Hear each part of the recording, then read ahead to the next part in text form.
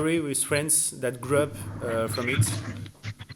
Yeah, I won't say like a hatred. I think there's like a big competitiveness amongst the French and the South Africans, because the year prior to that we lost in Marseille, also at the autumn series, with a similar situation with the red card. We lost that test match, and we knew like the French were going to be tough. So when we played against them in the World Cup, we still had that game in the back of our minds, thinking like we were in it for 80 minutes and lost it at the end, and we didn't want the same thing to happen. So we had to take our chances, played out of our skins, and then put up one of the best games of the entire World Cup or for the last decade. So yeah, I think there's a big competitiveness between the French and the South Africans at the moment when it comes to rugby. Yeah, it's tough. Like I know the French always talk about like the robbery and the referee and all those things, but it happens. Like rugby happens in that way, and we were lucky to come out on top. I think